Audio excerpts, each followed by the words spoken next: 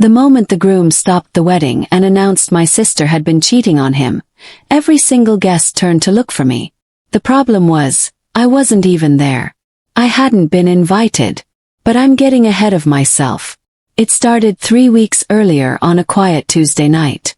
I was sitting alone in my apartment in Colombia, scrolling through Instagram after a long shift at work. My phone screen was the only light in the room. Then I saw it, a photo on my feed that made my stomach drop straight to the floor. My entire family was smiling at a fancy rehearsal dinner in Charleston. Long tables, white candles, champagne glasses raised. My sister Vanessa stood at the center in a blush pink dress, laughing like nothing in the world could ever touch her. My mother was there, my father, my aunts, uncles, and every cousin I had. Everyone was tagged.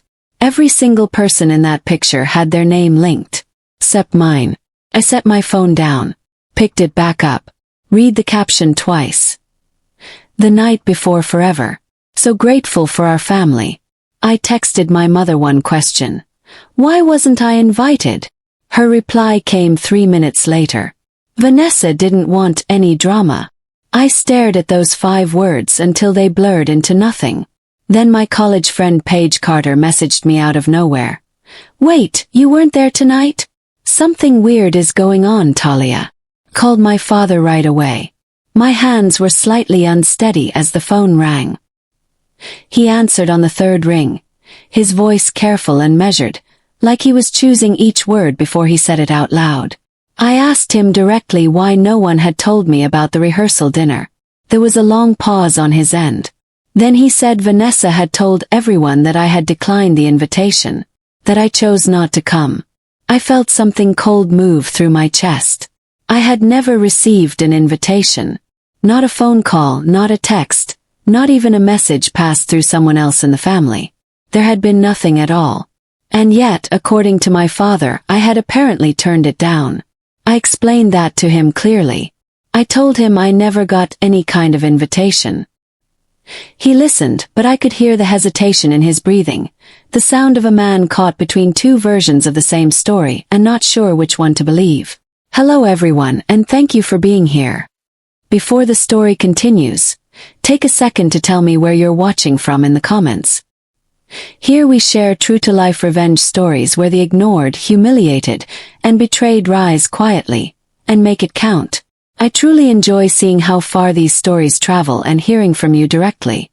One important note, some elements in this story have been fictionalized for educational and storytelling purposes, and any resemblance to real people or settings is coincidental. That being said, the message I'm sharing is meaningful, and I hope it speaks to you. Back to the story. Before I could finish explaining, he said he had to go, and the call ended. I stood in my kitchen staring at the wall for a long minute. Then my phone buzzed. An unknown number.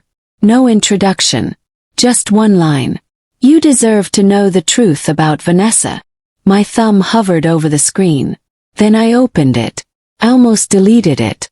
Unknown numbers sending cryptic messages sounded like something from a bad thriller. But the timing was too specific. Whoever this was had messaged me within minutes of my call with my father ending. I typed back one word. Who is this? No answer came immediately. Instead, about 4 minutes later, a video file appeared. I hesitated, then pressed play. The footage was dark and unsteady, clearly recorded inside a nightclub. Loud music pulsed in the background. Then I saw her.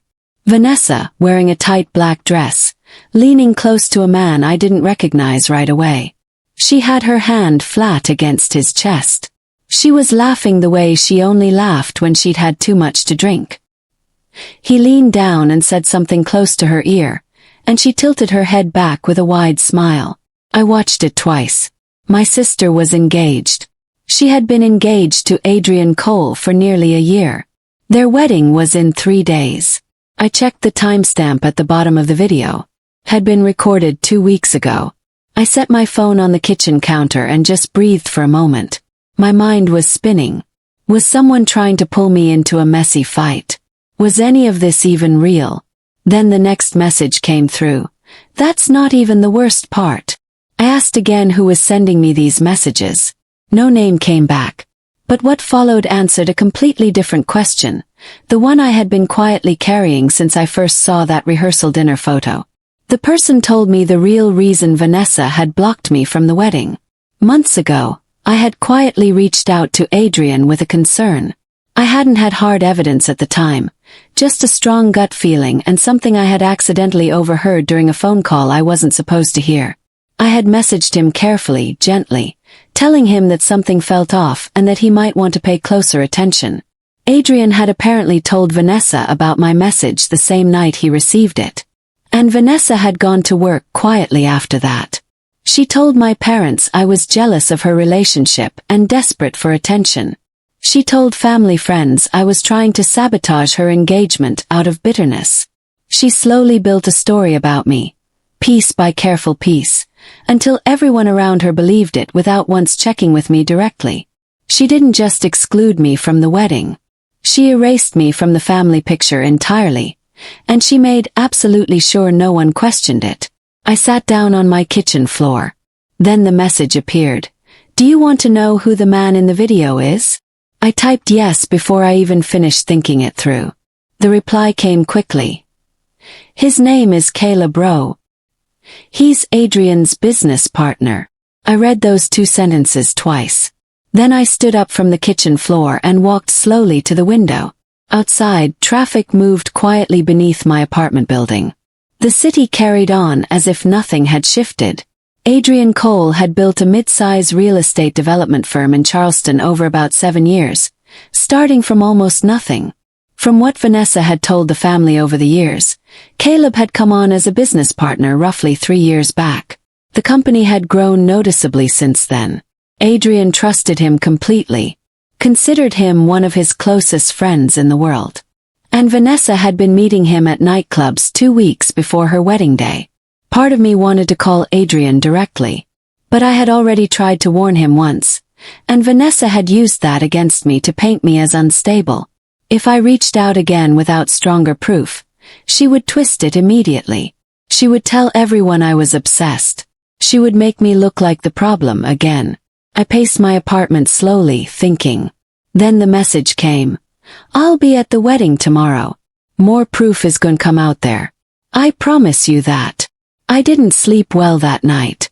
I kept checking my phone expecting another message, another video, something solid. But nothing came. The sender had gone completely quiet. By the next morning, the wedding was all over social media. My cousins were posting stories of the venue, a stunning white colonial estate just outside Charleston with magnolia trees lining the long driveway. Flower arrangements overflowed from every surface. White ribbon draped each row of guest chairs.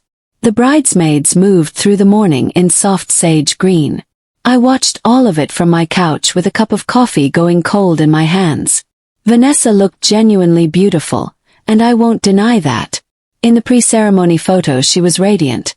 Ivory gown, pearl earrings, her dark hair swept up with loose curls framing her face.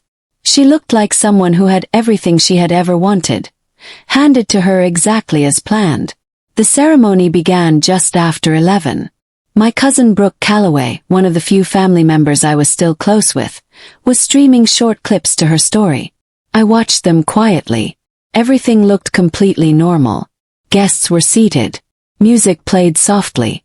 The pastor began. Then, around the 15-minute mark, one of Brooke's clips cut off mid-sentence. The last image frozen on my screen showed Adrian standing at the altar, staring at his phone with an expression I had never seen on anyone's face before. I refreshed my feed over and over. Nothing from Brooke. Nothing from the other guests who had been posting all morning. The silence felt enormous for something that had been so loud just minutes before. Then, about 12 minutes later, a video appeared on a public account. No caption, just a location tag for the estate. Press play. The footage was shaky, clearly taken from someone's seat.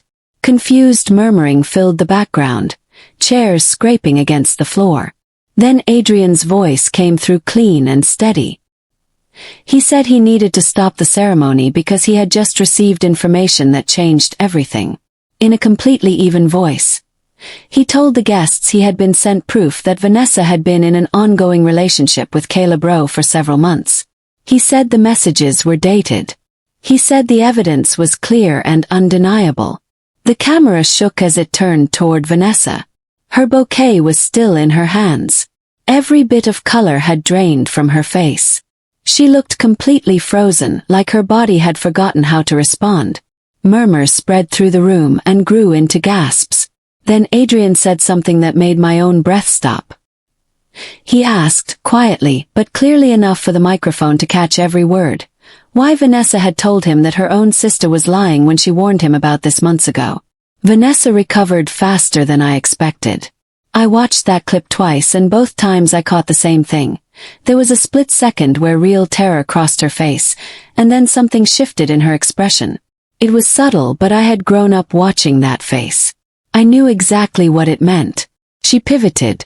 Standing at the altar in her wedding gown, she raised her voice and told every guest in that room that I had made up the warning entirely. That I had been carrying bitterness about her relationship for years.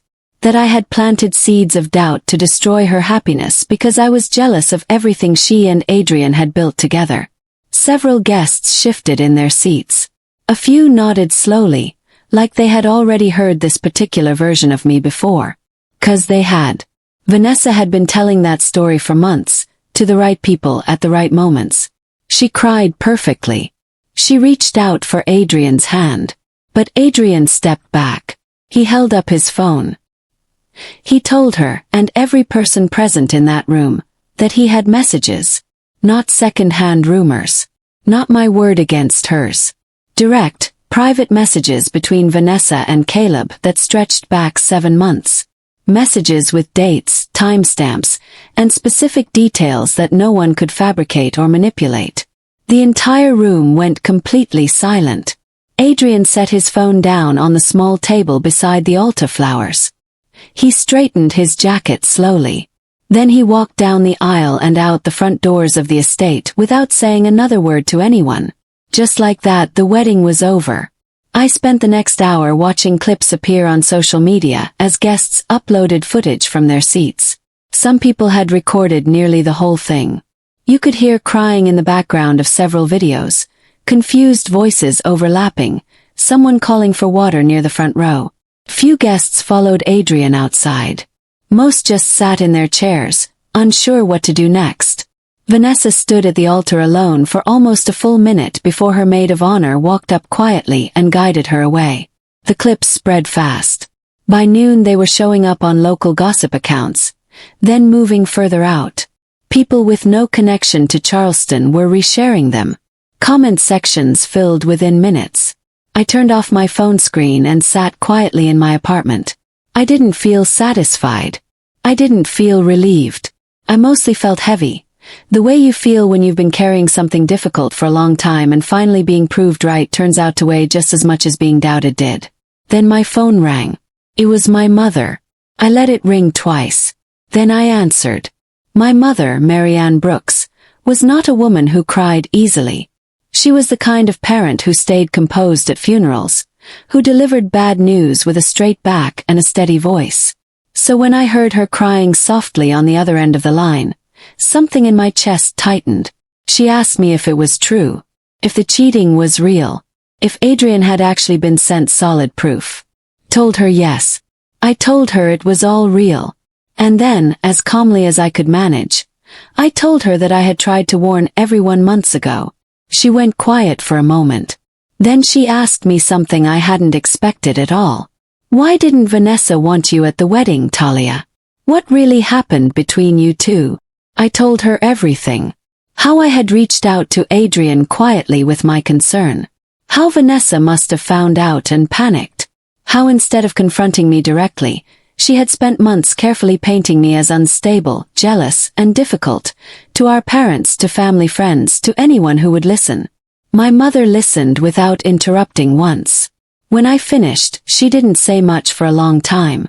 She just kept repeating softly, almost to herself. I didn't know. I genuinely didn't know any of this. The next morning I sent a group message to my parents. No long explanation, no emotional speech. Just screenshots, Every screenshot I had saved from the conversation where I first reached out to Adrian months before the wedding. My original message. His short reply. The timestamps were clear as daylight. I had sent that message on a Wednesday afternoon in October. The wedding had been scheduled for late spring. I had told the truth early enough that it could have been addressed privately, quietly, with no ceremony, no guests, no cameras. I had given the situation every possible chance to be handled with dignity. I didn't say any of that in the message. I let the screenshots do it for me. My father called 40 minutes later. He didn't say hello. He didn't ask how I was doing. He said my name quietly, the way you say someone's name when you are trying to figure out how to apologize for something too large to cover in a single sentence. I told him it was okay. Not because it fully was, but because I didn't want the conversation to tip into his guilt. I needed it to stay grounded in facts. He was silent for a long moment on the other end. Then finally he said, "She manipulated all of us, didn't she?" It wasn't a question. It never needed to be. Vanessa didn't go quiet. That surprised me, though looking back it probably shouldn't have. She never handled silence the way most people do. 2 days after the wedding collapsed, she posted a long video on Instagram. She was at home, no makeup, speaking directly into the camera. She said Adrian had been emotionally withdrawn for months. She said he had grown jealous of her friendships and had been actively looking for an excuse to walk away. She said the screenshots and messages he showed at the ceremony had been selectively taken out of context, possibly manipulated. She used words like set up and orchestrated and targeted. She cried at exactly the right moments. She paused for effect with practice timing. It was honestly a polished performance. But the internet had already done its own research. Within hours of her video going live, people began posting side-by-side comparisons, old photos of Vanessa and Caleb at various public events over the past year, images that had been posted and then quietly deleted. There were timestamps, location tags, nothing fabricated, just her own archived posts, sitting in screenshots people had saved. By evening, her video had far more skeptical comments than supportive ones. Then something unexpected happened. Caleb Rowe deleted every single one of his social media accounts simultaneously. Not deactivated, completely gone. Every platform within the same hour. 3 days after the wedding, the anonymous sender messaged me again. I had nearly convinced myself the whole thing was finished. The drama had played out publicly. Adrian had the evidence he needed. My family was slowly piecing together the truth. I had assumed the mystery person would stay anonymous and quietly fade away. Instead, they opened with a simple question. "Did you figure out who I am yet?" I told them no. What they told me next changed the shape of everything I thought I understood. They weren't just a random wedding guest with a grudge. They were Caleb's ex-girlfriend, a woman named Nora Whitfield. She and Caleb had dated for almost 2 years before he ended things abruptly. That abrupt ending, she later pieced together, had overlapped almost exactly with when he and Vanessa started meeting privately. Nora had been watching the situation carefully for months, collecting what information she could. She reached out to me specifically because she had learned that Vanessa deliberately targeted me, pushed me out of the family picture to protect herself. Nora figured that if anyone deserved to know the full story, it was the one person who had been quietly shoved out of the way to keep the secret safe. She said she had one more thing to share with me. Audio recordings. I sat very still. Vanessa didn't stumble into this, Nora wrote. She planned it carefully from the beginning. Nora sent me 3 audio clips. They were recorded on a phone during what sounded like a relaxed conversation in a car. The audio quality wasn't perfect, but both voices came through clearly enough. Vanessa's voice was unmistakable to me. In the first clip, she talked about Adrian's finances. She described his business, his investment properties, his accounts. She talked about what she would be legally entitled to once they were married. Her tone wasn't romantic or excited. It was methodical, like someone working through a checklist out loud. In the second clip, she talked about Caleb. She said that once the wedding was done and the finances were in place, things could go back to normal between them.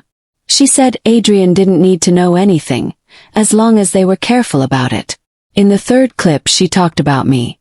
She called me the only real risk to her plan. She said I had always been too observant and too honest, and that keeping me away from the wedding was a necessary step she had thought through carefully. She said if I showed up, I might say something that made Adrian start questioning things again, the way I had already tried to once. I listened to all 3 clips without moving from my chair. She had not excluded me out of petty jealousy alone. She had done it because, in her careful plan, I was the one loose thread she couldn't afford to leave. The day after Nora sent me those recordings, I got a message from a number I recognized. It was Adrian. He opened with a real apology. Not a short one-liner, but a full, considered message. He said he was sorry for dismissing my warning when I first reached out to him. He said he should have taken it seriously. He said he had been so committed to believing in Vanessa that he had convinced himself I was just a difficult sibling looking to cause trouble between them. Then he asked me how deep it went, whether I knew about the financial angle in the recordings. I told him I had just found out myself. I asked if he wanted me to forward the audio files. He said yes without hesitating. We went back and forth for about an hour. He wrote in short sentences with long pauses between each reply, the kind of exhaustion that has nothing to do with sleep. It was the tiredness of realizing someone you trusted had been quietly performing a version of love at you the entire time, while planning something else entirely behind it. Before he signed off, he said one more thing that stopped me cold. He told me that for months, Vanessa had been telling him I was unstable, that I had some kind of obsessive fixation on him, that my original warning hadn't come from genuine concern, it had come from jealousy. She had turned me into the villain of a story that wasn't even about me. I spent the rest of that afternoon sitting quietly with what Adrian had told me. Unstable, obsessive, jealous. I turned those words over carefully in my mind, searching for any moment where I might have accidentally given Vanessa a reason to say those things about me. I couldn't find a single one. I had barely known Adrian beyond family dinners and a handful of holiday gatherings over the years. I had reached out to him that October because I was genuinely worried, not because I wanted anything for myself, but that was how Vanessa operated. She didn't need real evidence to build a story. She only needed a believable angle, delivered consistently to the right people over a long enough stretch of time. And it had worked perfectly. Family members who used to call me for advice had gradually stopped reaching out. Cousins who once included me in things had grown distant without explanation. Aunts who had always been warm began treating me carefully, like I was fragile or difficult to manage. I had told myself it was just life getting busy. I made excuses for every single one of those small disappearances. Now I finally understood. It wasn't distance. It was a quiet, patient campaign. That evening, a message arrived from my Aunt Colleen, my mother's older sister. Talia, we are starting to see the pattern now. I am so deeply sorry it took us this long. My aunt's message opened something that had been closed for a long time. Over the next 2 days, other relatives began reaching out, carefully at first, then more openly. They had questions. Several had been told specific things about me over the years that they now realized didn't match the person they actually knew. My cousin Brooke called me and stayed on the phone for nearly an hour. Meanwhile, my parents arranged a private meeting with Vanessa at the family home in Charleston. My father told me about it afterward. He said they sat her down and played the audio recordings calmly, without anger, just giving her a chance to explain, to offer some version of the story that made the recordings less than what they so clearly were. Vanessa denied it immediately. She said the recordings had been edited. She said Nora Whitfield was acting out of personal revenge. She said every piece of evidence had been deliberately misrepresented. My father played the third clip, the one where Vanessa described me as the one loose thread in her plan. Vanessa went completely quiet. Then she accused my father of choosing a stranger's word over his own daughter's. He told her, quietly and evenly, that he wasn't choosing anyone. He was listening to the truth. That was the moment Vanessa snapped. My father said she raised her voice in a way he hadn't heard since she was a teenager, pushing against every rule in the house. She accused him of always measuring her against me. She said every accomplishment she had ever earned, the career, the apartment, the beautiful relationship she had built, had never been enough, because somehow I always came across as the more trustworthy one without even appearing to try. Then she said something that I think genuinely surprised even her as it came out. She said she had excluded me from the wedding because I was always the one who told the truth, and she was exhausted by years of being quietly compared to that. She said it like honesty was something I had done deliberately to undermine her. Like simply being straightforward was an act of aggression against her. My mother, who had stayed silent through most of the confrontation, started crying again. My father said the room went cold after that.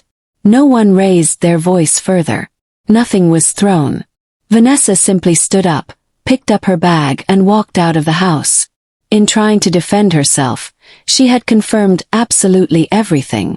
She had admitted aloud in front of both parents that the exclusion was deliberate and the manipulation had been calculated. Everything she had quietly built against me over those months had just come out of her own mouth. The family finally had the truth from the only source that mattered. The fallout moved faster than I had expected it to. Within that same week, two of Vanessa's closest friends, women who had stood beside her as bridesmaids just days earlier, quietly put distance between themselves and her. A family friend who had known all of us since childhood sent my mother a private message saying she had noticed troubling patterns over the years but had never felt it was her place to say anything. Adrian's attorney sent Vanessa a formal notice regarding the wedding deposits and engagement gifts. I didn't ask for details and didn't need them. That was his situation to manage, not mine. I stayed out of all of it. I didn't post anything publicly. I didn't respond to people online who were discussing the story as it continued spreading. I declined to speak with the two local lifestyle bloggers who somehow got wind of the situation and sent me direct messages. When relatives asked how I was holding up, I told them I was okay, and I meant it. People clearly expected me to feel triumphant. I understood why. From the outside, it must have looked like a dramatic public vindication.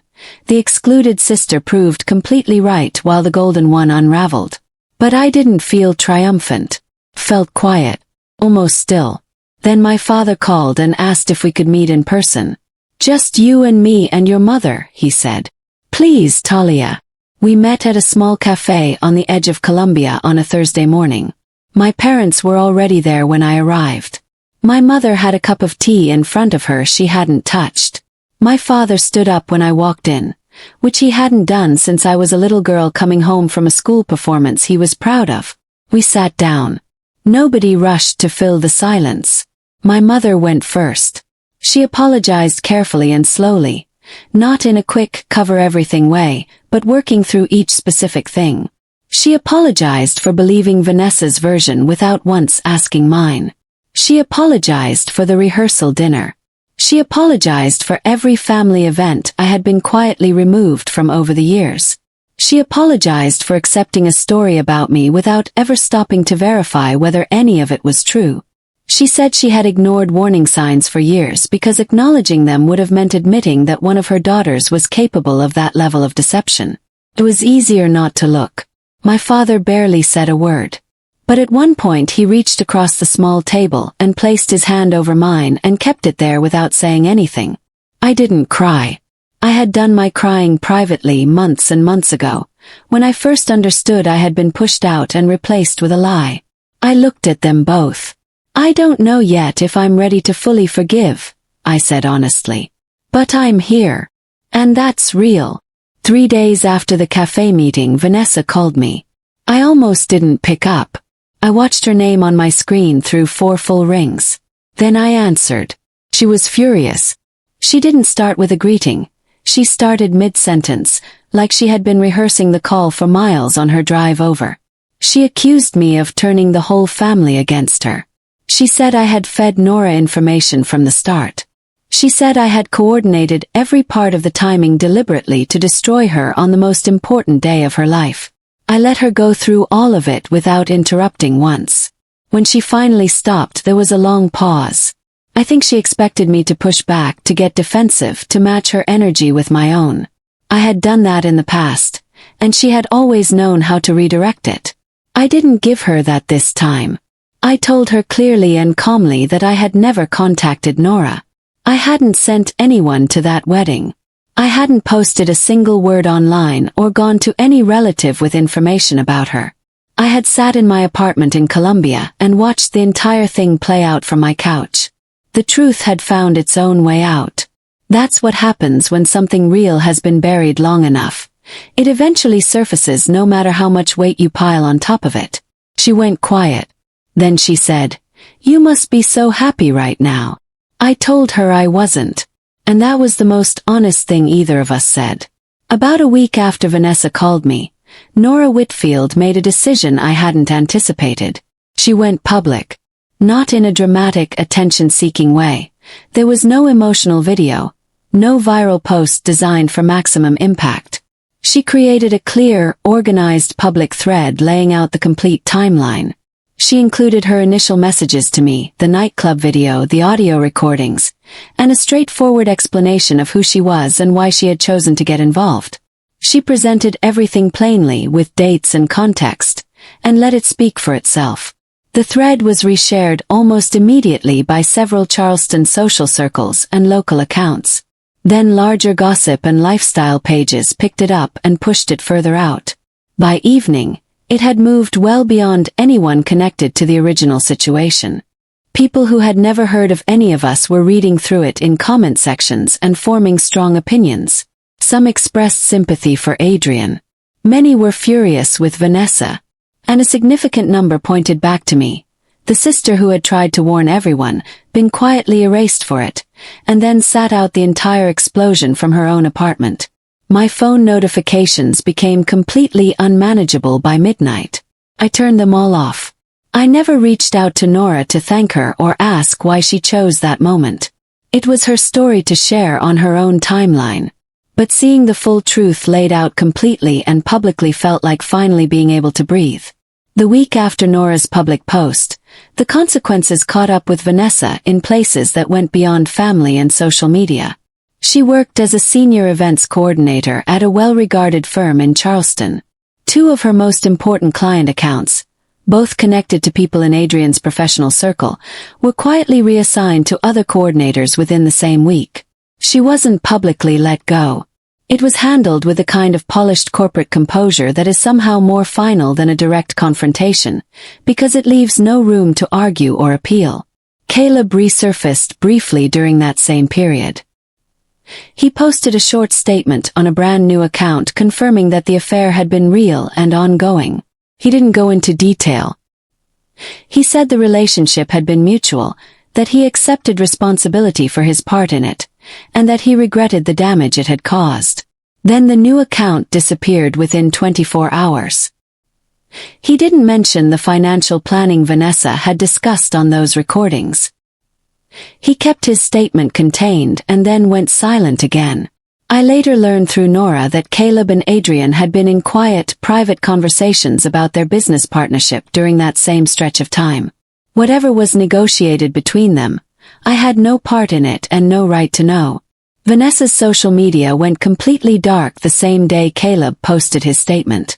No post, no stories, just gone. The apologies came slowly at first, and then all at once. My Aunt Colleen had already messaged me, but she followed up with a long phone call in which she walked me through specific things she had been told about me over the years. By Vanessa, at family gatherings, in private conversations my aunt had never thought to question. Moments she now recognized as deliberate. She cried during parts of it. I listened to all of it. Then my Uncle Preston reached out. Then Brooke called again with more to say. Then one of my mother's oldest friends, a woman who had known our family for decades, sent me an actual handwritten note in the mail. I hadn't expected that, and it genuinely moved me more than I anticipated. Invitations started arriving. A birthday dinner for a cousin in March. An Easter gathering at my grandparents' house. Small, normal family things I had been quietly excluded from for so long that I had stopped noticing the absence until the invitations began appearing again. Accepted some. I declined a few others. I wasn't going to rush back into full participation simply because the door had finally reopened. That would have been naive of me. Trust doesn't work like a light switch. You can't just flip it back on and expect it to hold. I was paying close attention to who made genuine effort, who checked in consistently, who showed up more than once without being prompted. I was done taking people at face value without watching what they actually did. About 4 months after the wedding that never happened, my parents hosted a quiet dinner at their house in Charleston. Nothing formal, just immediate family. No extended relatives, no cousins. Just my parents, my grandmother, and me. I drove down on a Saturday afternoon. It was a warm, early evening. The kind of light that goes soft and gold just before the sun disappears behind the rooftops. My mother had cooked. The table was set with the good plates she only brought out for occasions that genuinely mattered to her. My father poured me a glass of water before I had even set my bag down, which was his quiet language for being glad I came. We talked about small things, work, the neighborhood, something funny my grandmother had witnessed at her church that week. She told the story slowly, with all her best details, and it made everyone laugh in the warm, easy way that only happens when people are actually comfortable with each other. I stayed for 3 hours. Then I hugged my parents at the front door and drove home. I hadn't forgiven everything. I want to be honest about that. Real forgiveness takes longer than 4 months, and I wasn't going to rush it or pretend it had arrived before it actually did. But I had settled something important inside myself on the drive down that afternoon. I would no longer make myself smaller to make others comfortable. I would no longer disappear quietly when someone needed me gone to protect their secret. They thought removing me would protect the lie. Instead, it protected me. The truth didn't just expose Vanessa. Finally set me free. If this story resonated with you, I'd be grateful if you'd subscribe to this channel for more true stories like this one. Leave a comment below, telling me what you would have done in my situation. I read every single one. Share this story with someone who needs to hear it. Your share might encourage someone. Thank you for staying with me until the very end. I know this wasn't an easy story to hear, and I want to be honest with you, some of the stories that follow contain fictionalized elements, created for educational purposes. If that's not something you're comfortable with, feel free to explore other content that suits you better. But if you're willing to learn from real experiences, even painful ones, I'll be here sharing what I've learned. God bless you.